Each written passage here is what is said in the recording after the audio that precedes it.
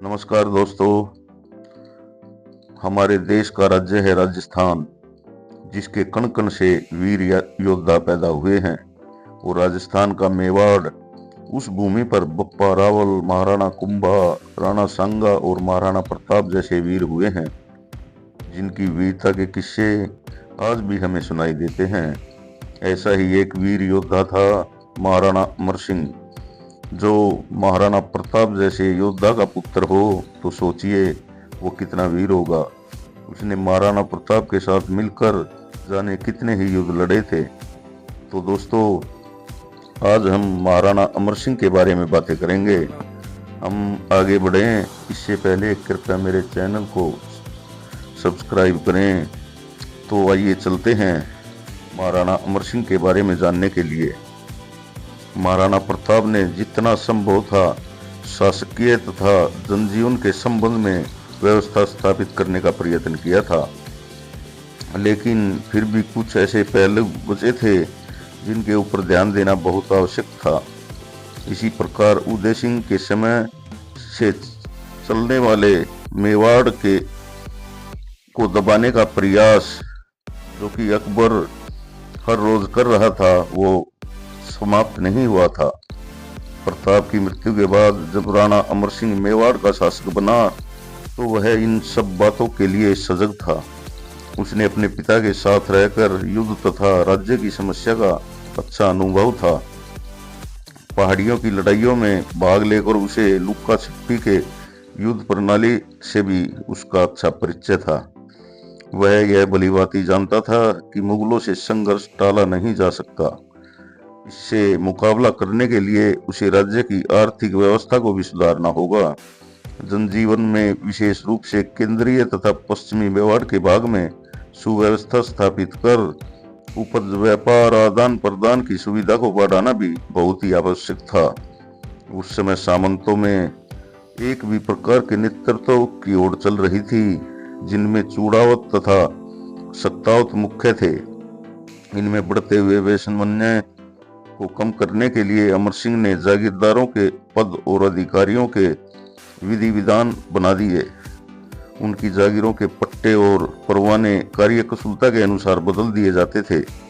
राणा ने इनकी जागीरों को भी बदलकर इनकी अच्छी और कुशल सेवाओं के महत्व को बढ़ा दिया था।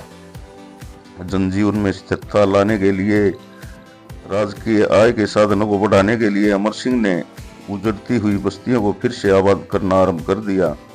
कुंभलगढ़ के निकट सायरा गांव और आसपास के खेड़ों को बसाकर उसने अपनी योग्यता का परिचय भी दिया। और रहते हुए शासक बनते ही उसने इसी प्रयोग के बल पर केवला, मुरौली, रामपुरा, साड़ा आदि भागों में कई कुटुंबों को बसाया जो कि बेघरवार थे। कई लोगों को मुआवजे की जमीन देकर उसने जनता की आर्थिक सहायता भी की। सैन्य व्यवस्था में भी अमर सिंह ने नवजीवन का संचार किया था। केंद्रीय सेना में मुस्तकिल भर्ती पर अधिक बल दिया जाने लगा। शस्त्रों के जमा करने और बनाने की व्यवस्था भी की गई। राज्य की रक्षा के लिए किलों के निर्माण भी करवाए गए, उनकी मरम्मत करवाई गई। हरिदास झालक को संपूर्ण सैन्य संचालन का काम देकर सैन्य शासन का एक अलग विभाग बना दिया गया। अमर सिंह को अपने राज्य की व्यवस्था में लगे लगभग 2 वर्ष हो चुके थे। अकबर के आदेश से 1599 ईस्वी में मेवाड़ पर सलीम ने आक्रमण कर दिया। इस बार सलीम इस संबंध में अधिक उत्साही नहीं था, अतः वह थोड़े ही समय उदयपुर तक जाकर वापस लौट गया। अब राणा ने एक एक करके मुगल थानों पर आक्रमण करने शुरू कर दिए। बागौर के मुगल थाने के अधिकारी सुल्तान खां गोरी, ऊंटाले के कलूम खां तथा कई अन्य स्थानों के थानेदारों को राजपूतों ने मौत के घाट उतार दिया। उन पर राणा का अधिकार स्थापित कर दिया। इस छेड़छाड़ में राजपूत भी मारे गए। जब अकबर ने इस प्रकार मुगलों की क्षति का समाचार सुना तो सलीम को 1603 ईस्वी में दोबारा मेवाड़ की ओर जाने को कहा, परंतु सलीम ने इस बार कोई ध्यान नहीं दिया, क्योंकि वह राज्य अधिकार की प्राप्ति के षड्यंत्र में व्यस्त था। परंतु जब वह 1605 ईस्वी में स्वयं सम्राट बन गया तो उसने अपने पिता की नीति के अनुसरण के आधार पर परवेज, आसिफ खां, जफर बेग और सागर के साथ पिता की नीति के अनुसार 22,000 घुड़सवारों को मेवाड़ अभियान के लिए भेज दिया। राजपूतों ने देसूरी, बदनौर, मंडलगढ़ और मंडल के मोर्चों से मुगलों का डट कर मुकाबला किया। तुजू के जहांगीर के वर्णन से मालूम होता है कि इस बार सम्राट को कोई आशाजनक सफलता नहीं मिली। 1608 ईस्वी में उसने महाबत खां के नेतृत्व में मेवाड़ की ओर सेना भेजी। मुगल सेना नायक गिरवा की पहाड़ी तक पहुंचने तथा उसके कई राजपूतों को बंदी बनाने में तो सफल हो गए, परंतु बाघ सिंह और मेघ सिंह ने रात्रि के छापों से मुगल सेना में अव्यवस्था पैदा कर दी। महाबत खां तंग आकर सगर को, चित्तौड़ तथा जगन्नाथ कछवा को मंडल में छोड़कर लौट गया। 1609 तथा 1612 में अब्दुल्ला और राजा बासु क्रम से मेवाड़ के विरुद्ध भेजे गए। उनके पर्यटन से राणा का चावंड और मेरपुर तो छोड़ना ही पड़ा, परंतु मालवा, गुजरात, अजमेर और गोड़बाड़ तक छापे मारकर उन्होंने मुगलों को शोचनीय हालत में ला दिया। इन सभी आक्रमणों से जब मेवाड़ को अधीन बनाने के प्रयास निष्फल हो गए तो स्वयं जहांगीर ने मेवाड़ के आक्रमण का काम अपने हाथ में लिया। वह 1613 ईस्वी में अजमेर पहुंचा और खुर्रम को मेवाड़ अभियान का सर्वेसर्वा बनाया। खुर्रम अपने कार्यों, सूझबूझ तथा योग्यता से उपयुक्त व्यक्ति था, जिसने महत्वपूर्ण मेवाड़ को सने सने अपने अधिकार में करने की योजना बनाई थी। उसने अपने दल को कई भागों में बांटा। एक दल अग्रगामी दल था जो आगे किए जाने वाले आक्रमण की स्थिति का परीक्षण करता था। दूसरा दल आगे बढ़कर मारकाट, तोड़फोड़, घेराव आदि का काम करता था। तीसरा दल विजित दलों और भागों पर अपना कब्जा जमाता था। सेना के कुछ दल रसद पहुंचाना, सूचना भिजवाना, सभी दलों से संपर्क बनाए रखने का काम करते थे।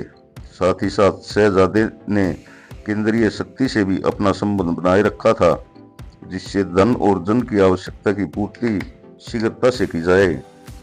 इस व्यवस्था के अंतर्गत 2 वर्ष की अवधि में खुर्रम ने राणा को चावंड के पहाड़ों में जा घेरा और जितने मुगल थाने थे वे उनके हाथ से निकल गए।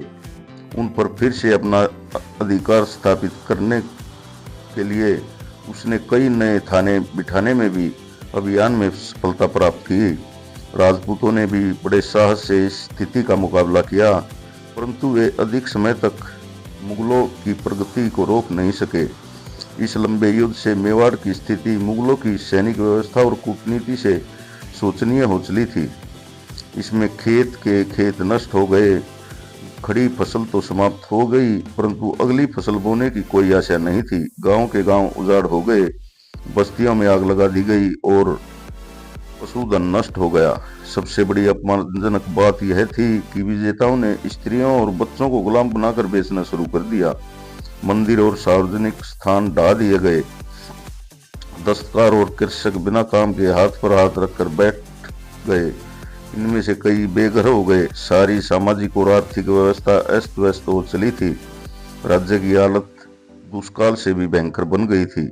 अनुभवी राजपूत योद्धाओं के मारे जाने से सेना में एक भारी कमी का अनुभव होने लगा था। सामंतों के परिवार नष्ट हो गए, जिनमें किसी में अल्पवयस्क बच्चा या बेवाओं का समुदाय भार के रूप में बचा रहा। इतना होते ही राणा अमर सिंह में जोश था और वह विषम परिस्थितियों में भी धैर्य से काम ले रहा था। उसे अपने वंश परंपरा की श्रद्धा ने दृढ़ प्रतिज्ञा बना रखा था। वह मर मिटने की स्थिति को विशेष महत्वपूर्ण मानता था। उन्हें इसके कि कुल मर्यादा के विरुद्ध युद्ध को स्थगित कर अपमानजनक स्थिति का आश्रय ले, परंतु उसके सामंतों ने बिगड़ी हुई देश की व्यवस्था को सुधारने के लिए मुगलों से संधि करना और देश के लिए श्रेयकर माना। उन्होंने पहले आपस में मंत्रणा की और फिर निश्चय किया कि खुर्रम के पास संधि का प्रस्ताव भेज दिया जाए। इस निश्चय की सूचना सामंतों की ओर से सामूहिक रूप से राणा के पास रख दी गई। तो उसने अपने व्यक्तिगत विचारों के विरुद्ध सम्मिलित निर्णय का अनुमोदन किया। खुर्रम के पास हरिदास झाला और शुभकर्ण गोगुंदे भेजे गए। शहजादे ने भी मुल्ला शकरुल्ला सिराजी और सुंदरदास को सम्राट के पास यह संधि प्रस्ताव भेज दिया। जहांगीर ने इस प्रस्ताव को बड़ी निश्चिंता से अनुभव की और संधि के प्रस्तावों और शर्तों को स्वीकृत करके पंजे के चिन्ह के साथ भेज दी। जो ही इसकी स्वीकृति आ गई तो खुर्रम ने शकरुल्ला और सुंदरदास को फरमान देकर राणा के पास भेज दिया। संधि की शर्तें कुछ इस प्रकार थी। पहली शर्त थी, स्वयं राणा खुर्रम के समक्ष आएगा और कुंवर कर्ण को मुगल दरबार में भेजेगा। दूसरी शर्त थी, राणा को अन्य राजाओं की भांति मुगल दरबार की सेवा की श्रेणी में प्रवेश प्राप्त करना होगा, परंतु राणा को दरबार में जाकर उपस्थित होना आवश्यक नहीं था। तीसरी शर्त थी, राणा 1000 घुड़सवारों से मुगल सेवा के लिए उद्यत रहेगा। चौथी शर्त थी, चित्तौड़ उसे लौटा दिया जाएगा, परंतु उसकी मरम्मत वह नहीं करवा सकेगा। इन शर्तों के अनुसार राणा ने खुर्रम से 5 फरवरी 1615 ईस्वी को सम्मान पूर्वक भेंट की। शहजादे ने राणा को विशेष पोशाक, जड़ाऊ तलवार, जड़ाऊ जीन वाला घोड़ा, चांदी के गद्दे सहित हाथी, 50 घोड़े और 12 जड़ाऊ बर्छियां और 100 पोशाक देकर सम्मानित किया। राणा ने कुछ मिठाई, पोशाक, सोना, जवाहरात आदि शहजादे को दिए। इसके पश्चात कुंवर कर्ण भी खुर्रम के पास हाजिर हुआ, जहां उसे घोड़ा, हाथी तथा शस्त्र, साज सज्जा, पोशाक आदि से सम्मानित किया गया। वहां से खुर्रम उसे जहांगीर के दरबार में ले गया। वहां भी उसे कई भेंटें दी गई। फिर कर्ण का राजकुमार जगत सिंह भी शाही दरबार में पहुंचा, जिससे उपहारों से प्रसन्न रखा गया।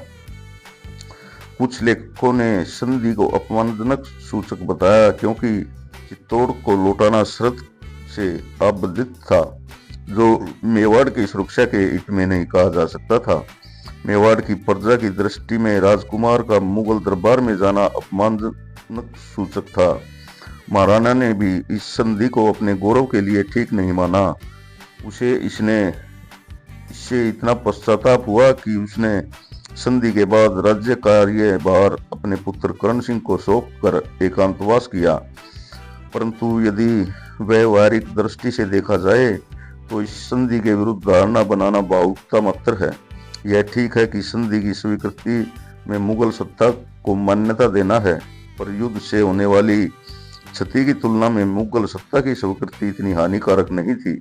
इस संधि में राज्य के आंतरिक शासन में सम्राट द्वारा हस्तक्षेप करना या राणा का मुगल दरबार में हाजिर होना अपेक्षित नहीं था, न ही उसे मुगलों के लिए डोला भेजने की आवश्यकता थी।